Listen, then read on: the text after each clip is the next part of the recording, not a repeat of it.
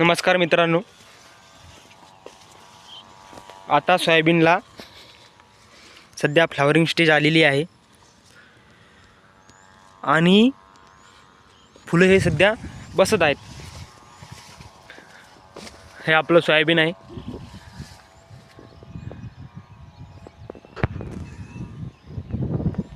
हे 335 सोयाबीन आहे आणि याला सध्या 2 फवारण्या झालेल्या आहेत. सध्या हे आपल्या समजा कमरे एवढा आहे, तर याला आता आपण 2 फवारण्या केलेल्या आहेत. पहिली बुरशीनाशक आणि 19 ते केलं होते आणि दुसरी म्हणजे याला आपण थोडी आळी होती याच्यावर, तर सोलोमन नावाचं औषध आणलं होतं आपण याच्यावर. आता तिसरी फवारणीची सध्या जरूरत नाही, कारण 5-6 दिवस झालेले आहेत. तर ही जे सोयाबीन आहे आपली, सध्या याला नेमक्याच फुलं बसत आहेत आणि कळ्याची प्रोसेस चालू आहे. कुठे बाळ्या धरायला लागल्या. हे जे पाणी, या पाण्यामुळे थोडं सोयाबीन पिवळं पडत आहे, कारण की सध्या जे आहे ना, त्या मुळाला बुरशी लागलेली आहे, ज्यामुळे हे सोयाबीन पिवळं पडते. तुरी पण चांगल्या आहेत सध्या, पण आता सध्या हंगाम चालू आहे पाण्याचा, तर त्याच्यामुळे झड हे फुरफुरी पूर्ण महाराष्ट्रात चालू आहे. तर तुरीला सध्या युरिया खताची जरूरत आहे. सोयाबीन तर आता अजून समजा 50 दिवस झाले सोयाबीनला, 45-50 दिवस, अजून 50 दिवस घेतातच.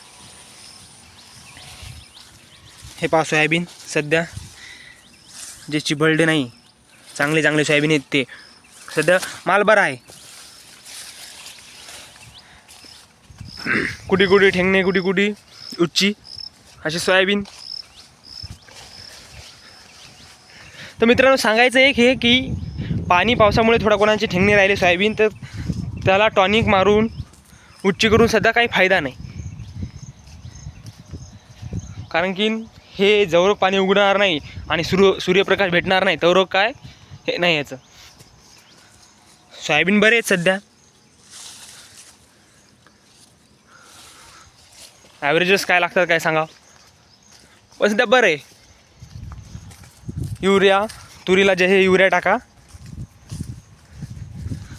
आणि जर जास्त आळी दिसली, हिरवी आळी, काळी आळी जर दिसली, तर त्याला एखादी फवारी मारा. आणि सोयाबीनला काही जास्त भाव नाही, 4,000, 4100, 4200, त्याच्यामुळे जास्त खर्चात माझं एक सजेशन आहे की जास्त खर्चात कोणीच पडू नये. लहान शेतकऱ्यांना कसंच पडू नये, कारण की हे जे फुलं येतं या 7-8 आपल्या जमिनी अशा आहेत की 7-8 झडती लागते. त्याच्यामुळे जास्त खर्चात पडू नये. तुरीची जरा सोय केलेली चालली, कारण तुरीला भाव आहे थोडा.